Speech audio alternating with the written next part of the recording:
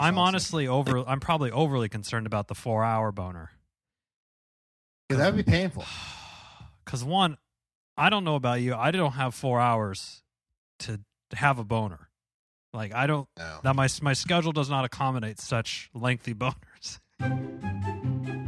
Welcome to the Chip and Cern Show, the podcast about everything and nothing at the same time. They were possibly separated at birth, only to be rejoined to create the sweet sounds that will caress your deepest cochlea. The show is real, random, rant-filled, and ruthless. Please be warned that this show may hurt your feelings, offend your grandma, and even kick your dead dog in the balls. So get ready, and let's get this shit started. This shit has started. I'm Chip. Cern. And you were listening to the Chip and Cern Show. Yes, once again, or for the very first time. Here we are. And we did it. We did it again, Cerny. We can't help it. Pull the curtain back. Cerny and I, we'd like to do a little 5 to 10 to 15 to 35 to 60 minute catch up before the show about everything. Pre-show catch up. Pre-show catch up, usually about off-air related topics. Then stuff not fit for print, as they say. And then sometimes halfway into this, we start doing the shtick, the Chip and Cern Show shtick. A real some material is right for the show. Yeah, and then we don't, and then it's not being recorded. So here we are. So we were talking about a little bit about some people that don't want to get the COVID vaccine. Yes. And we have some people at work in my work that are refusing. And basically the company's kind of positioning it to where it's kind of a hard thing to refuse. But I was saying it's interesting that some people want to, because, you always see the news clipping of like some nurse says how it's poisonous and, whatnot. And, a lot of, most doctors, I would say maybe 99% of them are saying you need to get the vaccine.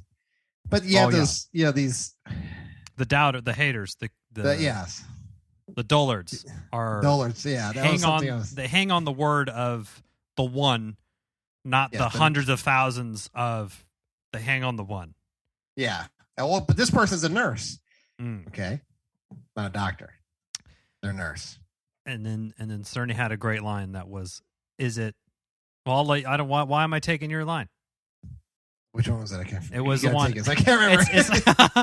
Okay, you volley it back to me, Cern. It's not the nurse will see you now, is it? It's the doctor will see you. The doctor will see you now. Yes.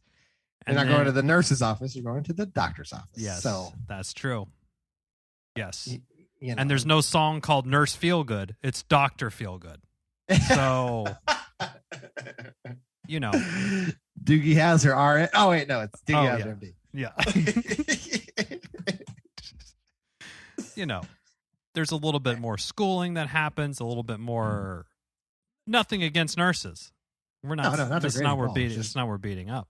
We're just beating up the radicals. Yes. And then everyone wants to hang on. Well, they're a nurse. Well, and it's also the same. Like, what's that? It's like the 80-20 rule. You always have about 1% of your workforce that's shit, and 80% that's good or competent. Yes. I don't think nurses or doctors. I don't think that they're not out of the staff. They probably follow the same kind of guideline there. The only one that I'm thinking that has to have a little bit higher percentage of that is airline pilots. I feel like you can't have 20% of those people fucking it up. But maybe you do, and we just don't know. Maybe it's not that hard to fly. The co-pilot is great, or the airplane's electronics take over. Who knows? Well, Cerny, I had a flight the other day, or when I did when I went to Portland, Maine, and so I went from SFO to JFK for a layover, then JFK to Portland, so New York to Maine. So just it was like an hour thing, like going down to LA or something from anyone in California. And then on the way back, I went from Portland, Maine to Boston. And I'm trying to the 24 hours before you get your little boarding pass, check in and all this shit, right? So I was like, for some reason it wasn't working. And I'm like, I'll just go to the ticket counter in the morning. So I go there, and there's literally one window with this airline. Cape Air, it says. It's in cursive. I'm like, okay. No. What's this Cape Air? So I walk in, and I have my backpack, and I just have one duffel bag. So I'm not checking any bags. I'm just carrying on. And I said, oh yeah, I tried to get my boarding pass. She goes, well, the Cape Air operates a blah, blah, blah. And like said some plane classification. I'm like, okay, this is interesting. And then she said, well, we board at on the tarmac, which I've done before. So that isn't. Yeah, I've done that. So they like take you, what is the walkway called? Or whatever that little walkway that you normally go to from the airport terminal. I always want to call it the catwalk. But I don't know. The catwalk. When you're walking on the catwalk. On the catwalk, yeah. So it basically, they walk you down the stairs and you're on the airplane, and then you just take the stairs up from the airplane up. Now, this plane, Cerny, I think you might have had some problems because we've flown before, and I know you're not the biggest fan. I do it, but I'm not the... This plane was a 7-seater. 2 propellers. They literally, at the counter, like, how much do you weigh? And then they weighed my bags, and they totaled up the total amount of the weight. So you don't get a lead? Yeah. Then they had everyone stand up, and the pilot comes out, just this regular-looking white dude. He doesn't look like anything special, just a regular dude. And he's like, okay, you sit over here. And he starts putting the 6 people on this hour-long flight back to Boston in there. Mm-hmm. And literally, the pilot is 1-2 seats in front of me. There's no anything. No cabin? No cabin, nothing. There's an empty seat there. Like, he has his like bag there. And you see all of his instruments. And they put the bags into the wings. I mean, this thing, and he was like flipping all these knobs, and you see all this shit. It's a 2 little props, like the windows. He's opening the window with his hand. He's like driving it. It's like he's like looking out. Oh no! I'm like, Cerny would be out of his fucking mind right now. He would be losing it. I've actually rode something similar to that. So I think when I was 15, I think or so, remember I went to Hawaii. Oh, right. And we had to go from Sacramento to SFO, and then from SFO to Hawaii. So from Sacramento to SFO, they put us on a prop plane. A little thing like that. With Iggy from Laverne and Shirley. He was in the back. Really? Yeah, he was in the back of the... He had like... I thought it was interesting. I was like... Because my brother at the time loved watching Nick at Night. Yeah. Because he's a little younger, so he's like 15, probably 12. So he loved watching with Nick at Night. And at that time, Fresh Prince of Bel-Air. Yes. Those fucking... So he always watched Laverne and Shirley. He always did his fucking... the Iggy's voice.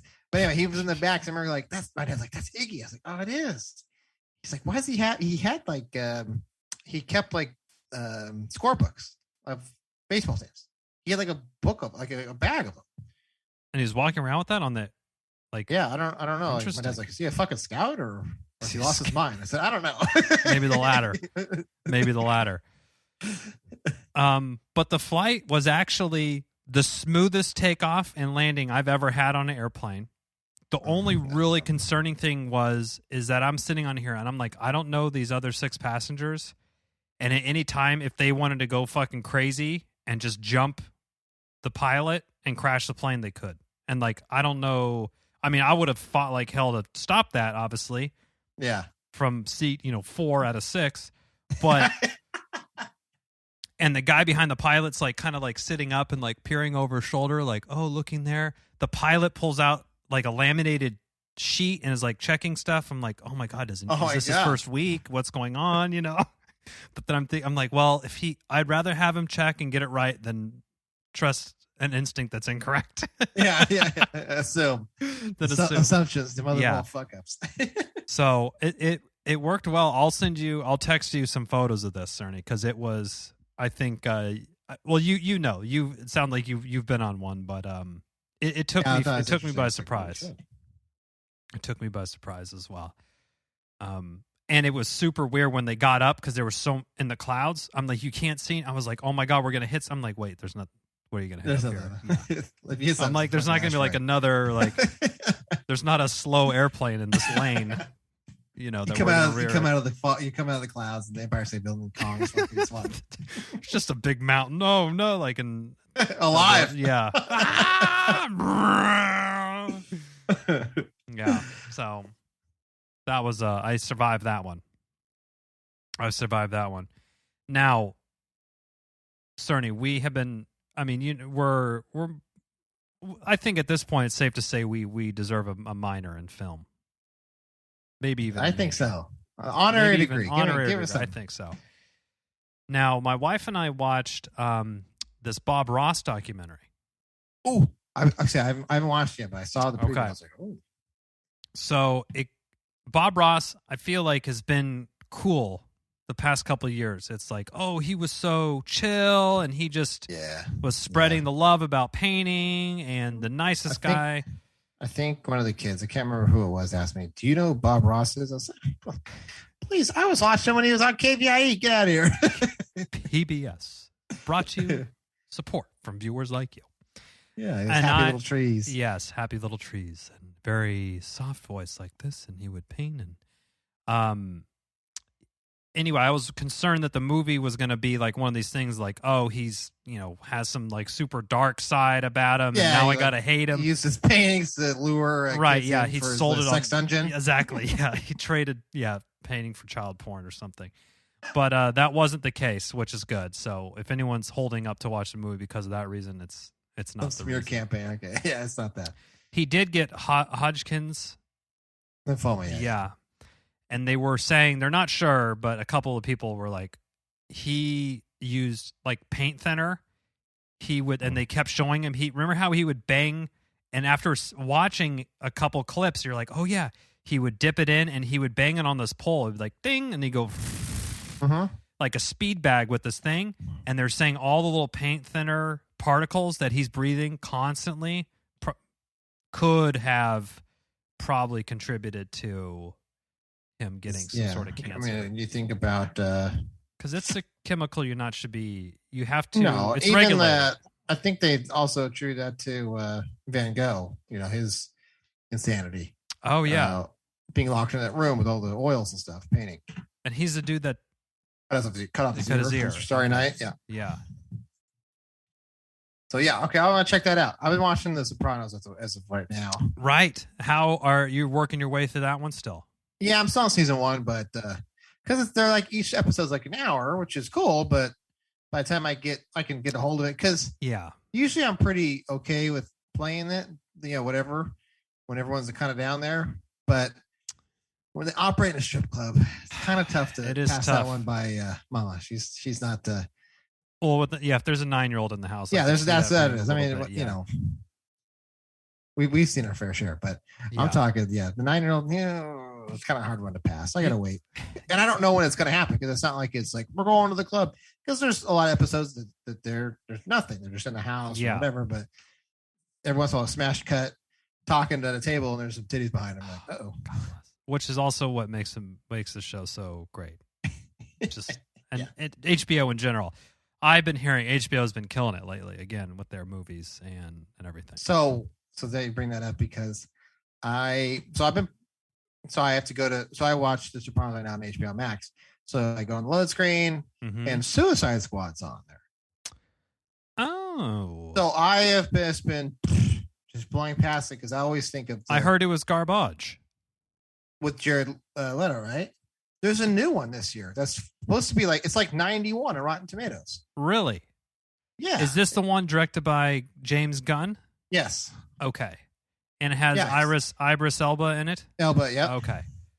Yeah, but I had been totally poo-pooing it because I always thought I was like, the first one was garbage. I think I saw a little bit of it and I was like, oh. Yeah, I remember watching the trailer and we were like, okay. And then wasn't there some music video with Jared Leto and on the car, the Lamborghini? Like, no. And I'm like, what's going on here? Yeah, it was wild. I was like, oh, okay. So I was like, they remade that pile of shit. And then today I heard it's like 91 Rotten Tomatoes. And you only have 6 days until it's off of HBO Max. I was like, fuck, better get on it. This great opportunity. So is it a reboot, or is it just? I think it's completely different because they have the shark guy. John Cena is in it. Oh. Okay. So I showed. I was like, Jeffrey, do you want to watch this? Maybe tomorrow or something. And he's like, so I showed him a trailer. Yeah. And they like set up the story like he's fucking Idris Elba's in jail because he had shot Superman with a kryptonite bullet or whatever it is. So they kind of building a story. He's like, no, and then they like switched over, and there's like this shark guy. He's like, wait a minute. A shark? Hold on. Yeah, he's like he's like half shark, half man. So he's like a shark head, but he's like his arms and legs. And then it's like John Cena's like they're like in some like taking notes, and they're talking about something about starfish. He's like, now question: starfish is a slang term for buttholes. Is that any kind of correlation? And everyone like turned around like, no. He's like, okay, no. Jeff's like, yes, I want to see it. Like he's a butt joke. Oh, we're talking about buttholes now, right? Sharks and buttholes. All right, gotcha. That's all it takes. Butthole sharks is the next movie that comes up. Oh, that's pretty good. Okay, so you're gonna watch that. I might try to watch that too. So the premise behind it, just so I'm on the same page here, and our listeners as well, that we don't want the chipmunks and the Cerny sluts to be left out. The Suicide Squad is all the villains of the DC universe. Yeah, they're gonna basically ragtag them together. Harley Quinn, she's back. Quinn. The Joker's not in this one, but not that I saw. Well, maybe there's some. Who knows? And then I don't know enough of the villains. Like the Penguin's not in there. They don't have all the Batman villains. It's just random. No, it was like Harley Quinn, and then there was Idris Elba, and then there's the shark guy and some werewolf fucking thing, and it's like there's some animals and what's his name from Saturday Night Live's in it? Pete Davidson. Oh, really? What is he? Yes. Huh. He's a villain? He's one of the Suicide Squatters. Oh, interesting. Yeah. I assume he's probably. I'm just going to make an assumption. Now we'll see when I watch it, but I don't think he'll have a lot of airtime. He's probably just kind of in the background, just doing his one-liners. I'm assuming. Yeah, maybe he'll be. I can see him being kind of like typecast as kind of maybe like some cyber nerd villain. Kind of thing. Like, oh, he's the guy behind the computer that's funny. Or he's something like that. Yeah, always if you stand next to John Cena, I don't think you're like, who's gonna kick my ass now? Yeah, I don't think Pete Davidson looks like 140 pounds. He's like 6'2". So I don't, he's a slight frame. I mean, certainly compared to John Cena, he's not coming off the top rope. John Cena probably just got off a cage match. And John Cena with hair. Yes. Yep. Okay. Yes, hair. Is this I've noticed this is something he's been doing. Did he because he used to always be totally he shaved up, but then I guess he actually has hair, or did he do some sort of? Is he on that's a good question. The Romans? Is he on one of those how the boner pill hymns? They're making hair pills. Hymns? They're making boner like pills and stuff. Keeps all those ones. I get targeted for those. Don't worry. Yeah, they're like any man 28 and up. And I'm sure my phone hears all the bald jokes. So then, it's like, bald. Yeah, bald, and then you don't want. It's better than getting the boner ads though, because that would be in the worst way. I would think. Your phone hearing you complain about your lack of ability to sustain an erection. Hey, Chip, can I borrow your phone real quick? My phone's dead. What's going on here? Boner pills near me. Got something you got to talk to me about, Chip? Yeah. Hey, Google, show me areas that I can get boner pills at. Can you get boner pills at Target?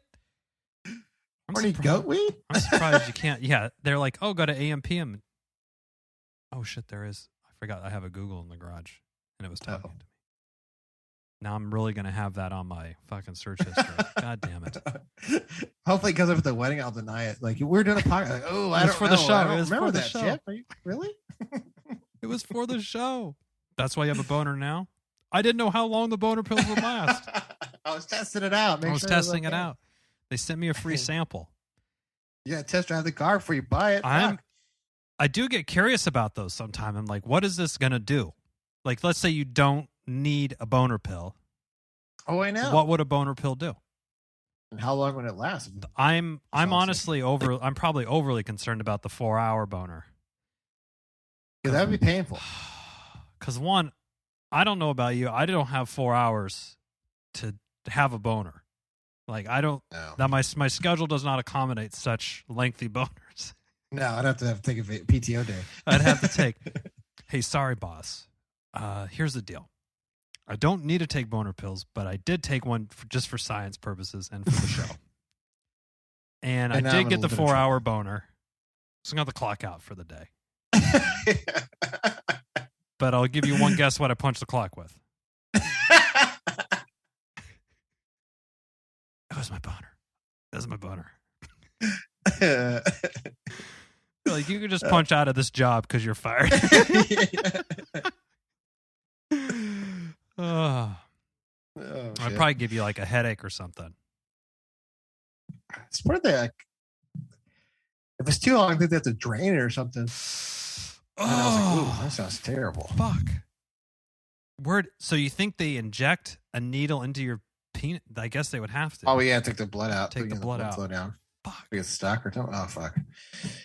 I mean, I would get a big salad bowl, fill that puppy with ice water, and just lay on sit right on in. And then, I mean, it would suck, but I feel like that would do the trick. Maybe not. I would think so. It would be on my, on the table. Anything Yes. like going to get that shit drained. Yes, I would be. I'd be doing the dick bath, the dick ice bath before the dick draining. That's for sure. That was always a joke. Quick, the ice water's dick. Yeah. That's get a cold shower there, kid. Maybe a cold shower because it would actually help bring your whole body temperature down. Oh yeah, you're right. So the blood would have to go. The blood would have to go away elsewhere. from the extremities to the core. Okay. Well, we're not doctors, but we are nurses, so you should listen to us. That'd be the worst Mythbusters. Like, okay, so we're gonna check if you got a boner. We're gonna get 4-hour erections. And what's the quickest way to subside this? I'm sure it'd be cool. Like the first hour would probably be cool. You'd be like, "Oh yeah, this is cool," and the wife would be into it or whatever. And you're like, "Oh man, I'm still round 2. Give me a refractory period." Like, okay, cool. I'll go rub one out. Boom. Then you come back and you're like, okay, feeling good in the first hour. And you're like, well, I got shit to do now. I got to go to Target. Shooting ropes and still. Just, I don't know, man. I don't know. You couldn't really go to the store or anything. If you were like shooting ropes, like just one after the other with the. Can you imagine the aftermath the next day? Like you wake up and it's like, oh man, you would need. Do we save some of that ice from that fucking ice bath? Put it back on. I need to reapply. I think you would be parched. Your balls would be. It would be like it'd be raisins. It would be like raisins in there. Well, sun kissed. Yeah, your balls would be. You would instead of like blue balls, it'd be like the opposite. Like over, you just running on fumes, nut fumes. Dust.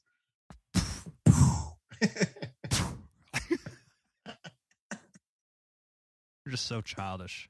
We're so childish. Anyway,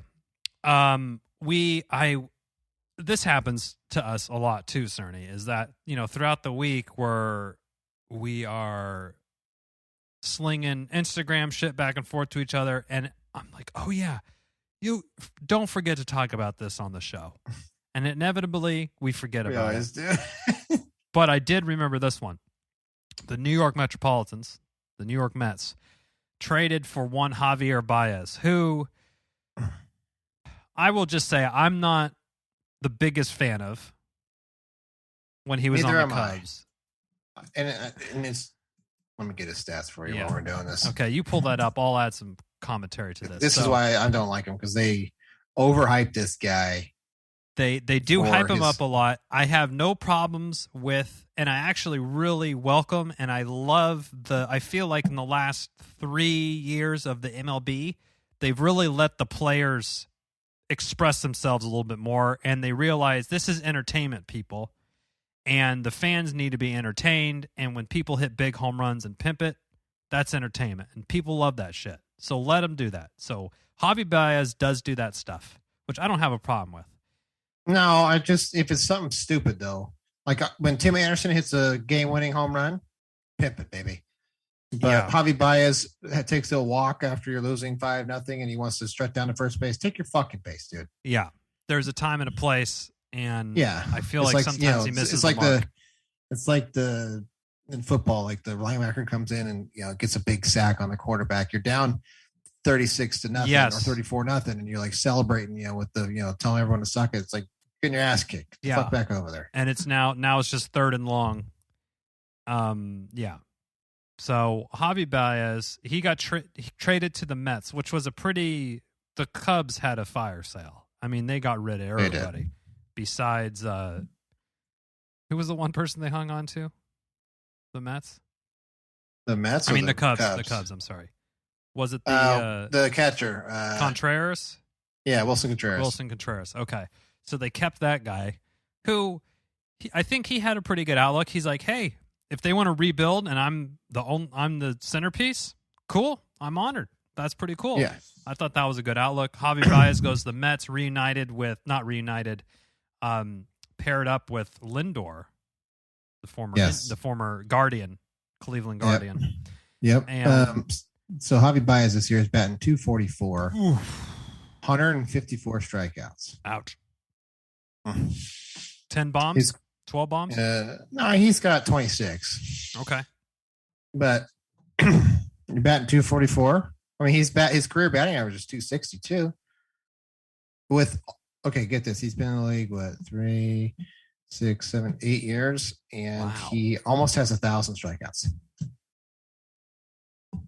And is he a Gold Glover? 150 a year. He's a Gold Glover? I don't know. Probably, but I don't know that for a fact. Yeah. So he's a feast or famine type of guy, which a lot of these. He gets a lot of credit for what they call him, El Mago, the magician. But oh yeah. But I mean, it's like the fucking.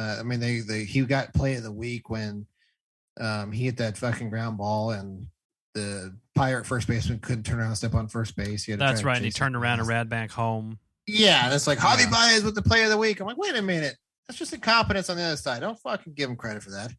That's true. So the Mets have been on a bit of a cold streak, to put it lightly.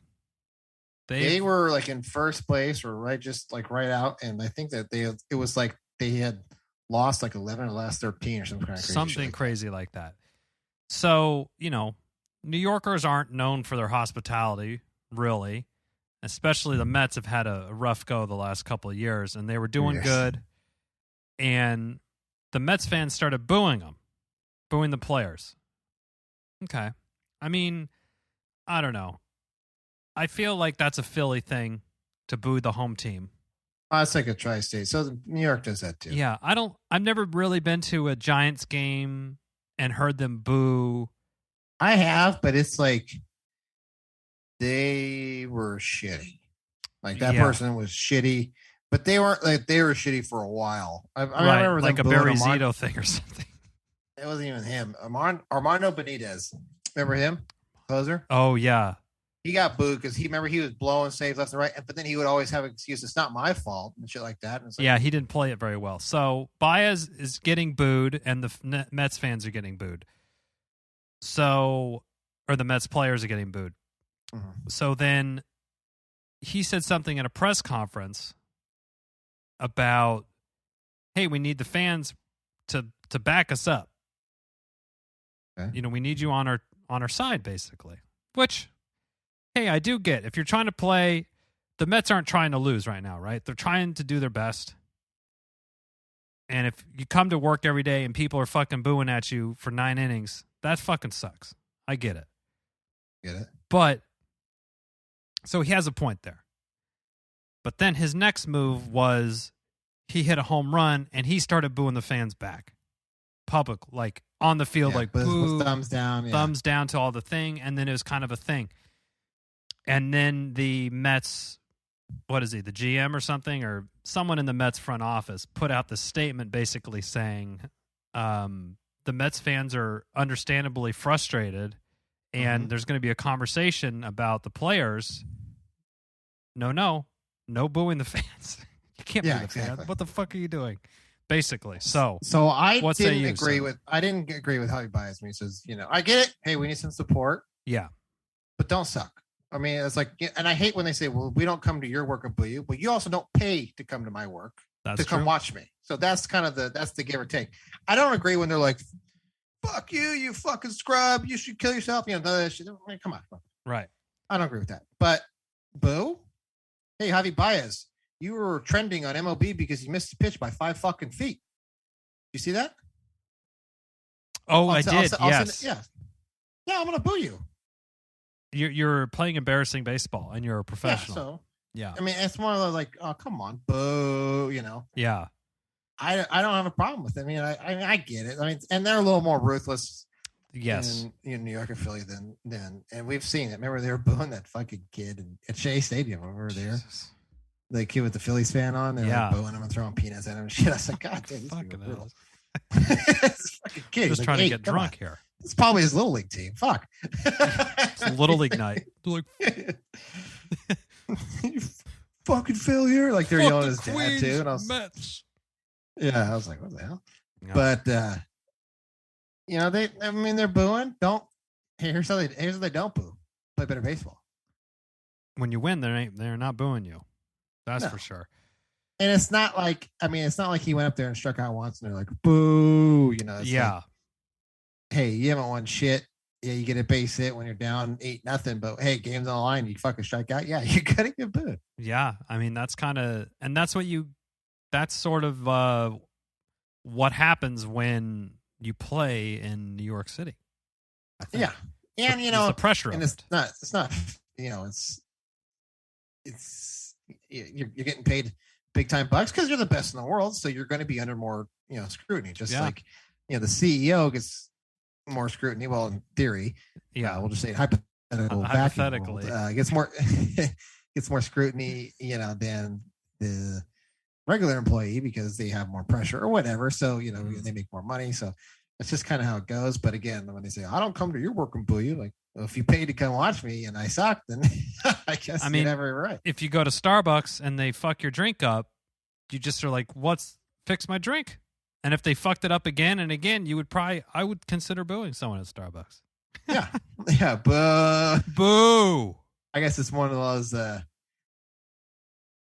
don't think I've done that ever. I don't think I've ever done that. Let me see your manager, but you never went Karen on someone? No, I don't think I said, let me see your manager. Well, usually it's just like I engage with the person. Yeah, I've said it, but in my defense, it was a thing. The script line that I got back was, I don't have authority to give you a account credit for Comcast. Oh, you know what? Okay, so and it's like, well, maybe you need to bring someone on that can, because that's what I'm going to need. This is my need. These are my needs. Account credit. I think I've shared this story on the pod, but I have done that actually with AT&T. I mean, AT&T, you got to AT&T. Certain companies, you just got to take the gloves off. And I do apologize to the phone rep, and I'm like, I know it's not you. It's the rat race that we're in and the system that you're in. And I know you're reading off a script, and you can't. So you just get me to your manager, and then we can resolve this thing. I get how this works. My beef was actually with the person who answered the phone. And usually I say, hey, no, it's not you, so I'm not yelling at you. But I just said, hey, and I just explained to him. I didn't say anything first. I was actually nice. I thought it was kind of cool because my card was compromised, so I canceled it. Oh. And usually you try to update everything, and then it's like you forget one. And it was one of the, your bills, card was declined. Bill 15, So $10. So I called, and it was just because I just didn't like AT&T anyway, and I wasn't going to pay the $10. It was $10. It wasn't really, but it was just one of the, it was like the principle of the time. I totally get it, Cern. I'm not paying the $10 because of something stupid. So I called the lady and said, hey, this is what happened. My card was compromised. Mm-hmm. And I got a $10 late fee. And it's like, it was like, I got the email last night at 11 o'clock. Riveting it now. Yeah. And so it's the very next day. He said, yeah, but it's late. I get that. But you're not arguing the lateness of it. Yeah. I said, I know. It's just one of those, like, my car was compromised. I thought I got everything. And it wasn't. Yeah, but it's late. I said, I get it. I said, but I'm sorry. It's just, I don't want to pay the $10 for a simple, Give me I a said, it's not like whoopsie. I skipped out on the check or something like that. I said, Right. it's just, my card was compromised. And she goes, well, if you can't afford the $10, I could split it between two payments if it's such a burden on you. I said, oh, that's where I got mad. I was like, oh, okay. So I said, this is how we're going to do it. You've She's already like, I taken don't know. $10 of your time on the phone with her. Yes. So then I was like, this is how we're going to do it. I don't know what you're talking about. If it is such a burden, I said, well, let me talk to your supervisor or manager. She's like, well, am I not helping you? I said, clearly you don't have the authority or you're not important enough to make a decision. So I can say, no, can't.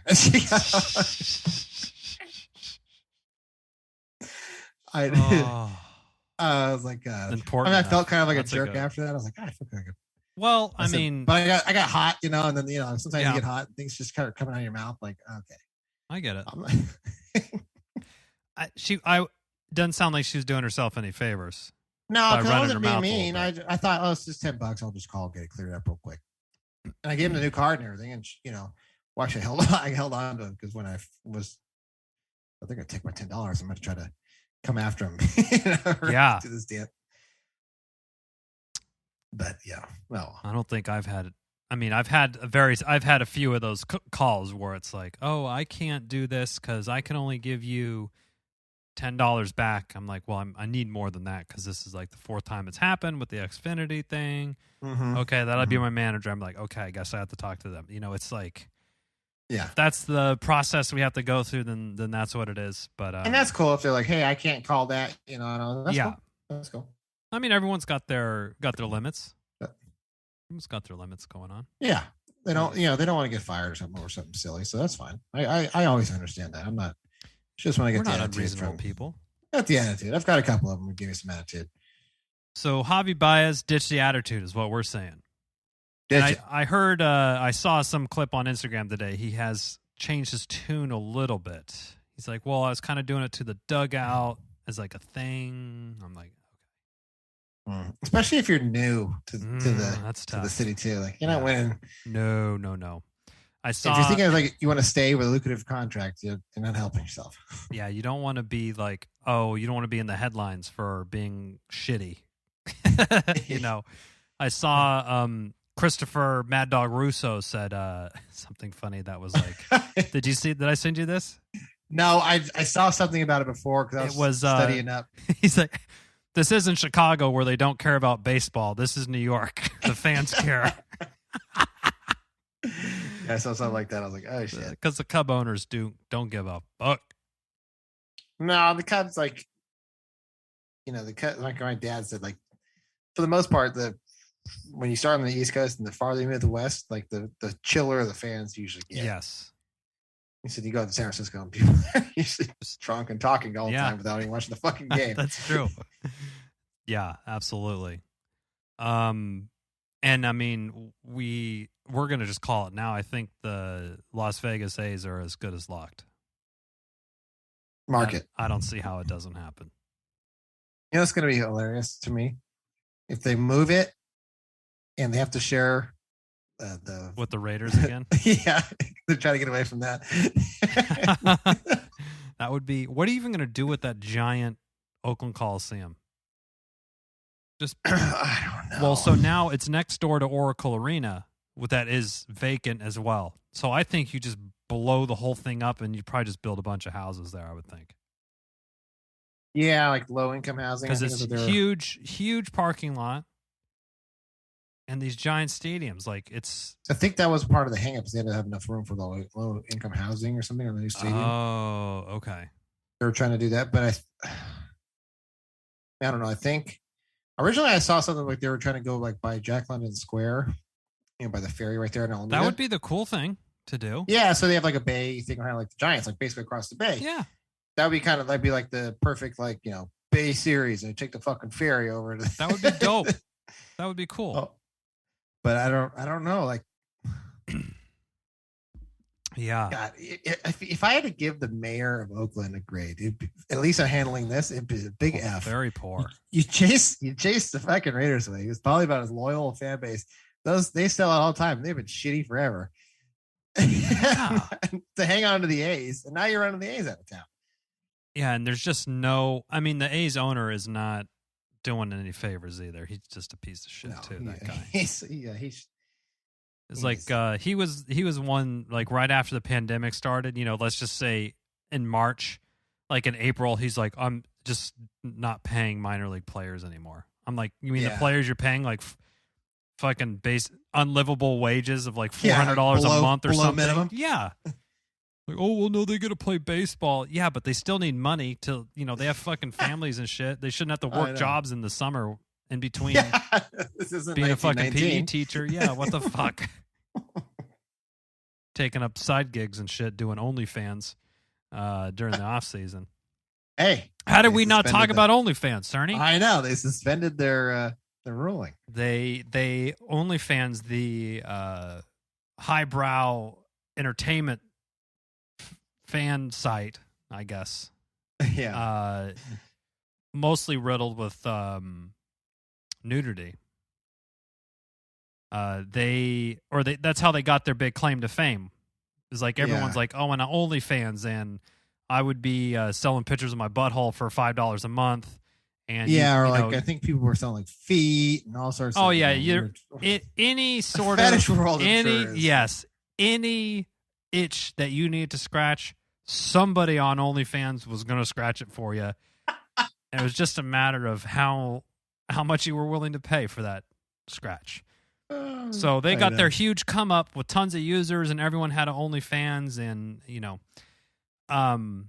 then they came out and said, well, they actually they're getting some pushback from their banks and from their financial resources like MasterCard and shit, being like, hey, we're not going to take money for this porn because mostly it was like unregulated, and they were worried that illegal shit was going to get in. Yeah, like that. Which is valid, which is another good reason why we should just have a legal sex worker situation so that people can just make a income and have protections from the government and stuff. Anyway, digress. They got testing. So. Digress. It's called the oldest profession for a reason. Yes. I'm just ain't going nowhere. People have been sucking dick for a long time, okay? And then they started saying, well, we're actually going to ban... They weren't going to ban all nudity. I think you could still sell nude photos and stuff, but you couldn't do like, I don't know. It sounded like they were trying to cut the quote-unquote the weirdness off, Yeah, like the hardcore shit, I think. Yeah. Oh, this person likes cake farts or, whatever. And, no more cake fart videos. But then they took that policy change. They canceled it. They canceled the plans, rather. They canceled the cancel. Yes. It's double negative, if I'm correct. I think, yeah. I mean, actually, if I had that bring it full circle, Cerny, we just need to end the show right after this. After that 4-hour boner, I think OnlyFans would be a great place to fucking post up for a couple hours. There we go. We get it right there. That's it. Smoke coming off your dick, right? Just coming off at the end of 4 hours. I guess you got to go in the hospital because you got raisin nuts and you got probably like 4,500 bloody stump and a $4,500 OnlyFans bill. You're straight hoops. Whew. Mercy me. We covered it today. Suicide Squad. Wow, we got it all. I might go start. Boners. Any Chip and Cern show with boners is a win in my book. There's always boners about. But we have. I might go watch the Suicide Squad right now. Turn it on. Start it up. Maybe we'll see. I want to, but I'll wait. Yeah. Although we know you know Jeffrey's wrath if you do something without him. You felt it. I've felt it multiple. I'm actually membership. Scared to go your to membership your in the Pokemon group was he was bringing it up on charges. He was trying to stage a coup against me. I think he was trying to bring me down from the inside out. He was James had visited. James, my brother, has a new baby, so he was showing off the baby. Yeah, so he'd come over. But Jeffrey didn't want to talk about the baby. He wanted a hot topic of Chipper raiding without us. But then he's still, dude, that was months ago. How can I write this wrong? Oh man. So he was Chipper raiding without us. And then James is like, I was like, well, wait a minute, Jeffrey. James, remember he got this, remember I said et tu brute, yeah. So I said, wait a minute, James or Jeffrey, James said this earlier today. He's like, oh, so you can just go play with Chipper then. So you're out.